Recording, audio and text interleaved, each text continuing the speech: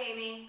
I am here in my underwear to show you a live example of what we see in those illustrations that I sent you. I texted you the illustrations. And the illustrations that I texted you show you the head, the neck, the roof of the scapula, and the arm. I want you to pay attention to where the arm pops into the roof of the scapula and there's space there. So every time you move your arm, what's supposed to happen is that the rotator cuff muscles, otherwise known as shoulder girdle, otherwise known as pretty sundress muscles, keep this in place so that when you lift your arm or move your arm, we don't displace and go all the way up. So if you look from the back, right, you have this displacement every time you lift your arm, okay? So you want to make certain that the side waist pulls in. Let me do that again. That side waist is the core muscle upon which that shoulder girdle rests. So that stays, that is a stabilizer as well, and they need to work together.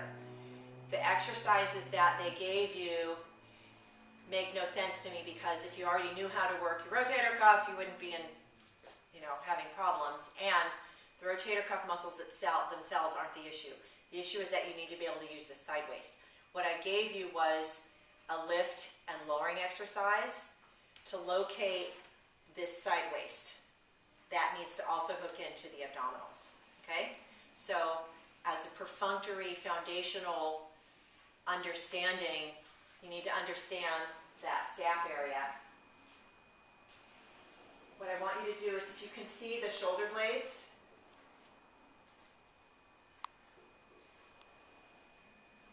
the muscles that sit in between need to keep the shoulder blades separate and stable like saloon doors. So what you're going to do is pull them back a tiny bit and come to neutral like this.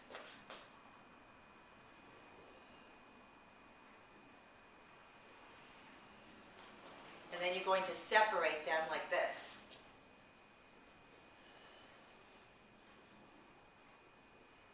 Notice that I'm also breathing. I'm going to do it from the front. I'm going to separate them. Notice that the front of the collarbone opens. Notice the collarbone opens.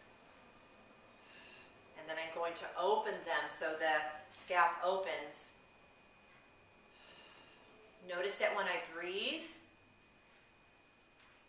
I'm breathing through the lungs and I'm not lifting the shoulders when I breathe. Okay? So those are big areas to work on.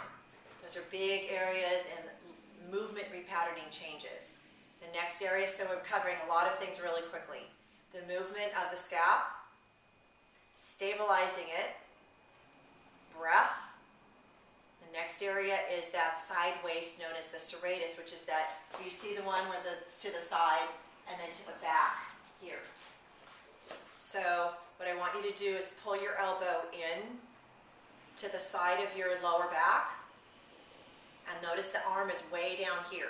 It's not up here, way down here. And just very gently pull this elbow in to the small of the back and look at the side waist here.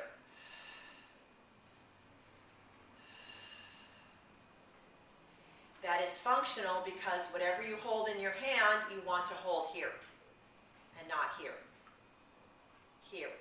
So practice holding things in your hand. Lastly, again, very quickly, you want to make certain that your abdominals are working to the extent that you're not dropped in from the pelvis. If you see my side seam and you see where my body, and you see there's a little kink here in the front of my hip, I want to pull this up. No tuck on the butt.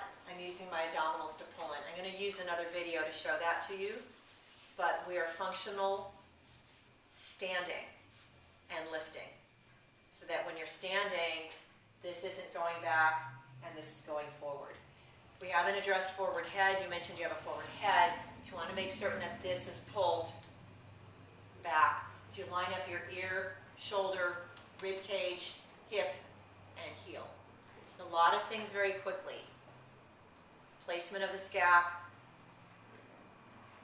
forward head, side waist, breathing, abdominals. All of these areas are going to work together. That's all I'm going to give you for now. It's a lot to think about, but I'm giving you teeny tiny muscles. Notice they're a whole lot different from that 3-page thing with the push-ups and the bar nonsense. Okay? I love you, and I'll get you more later.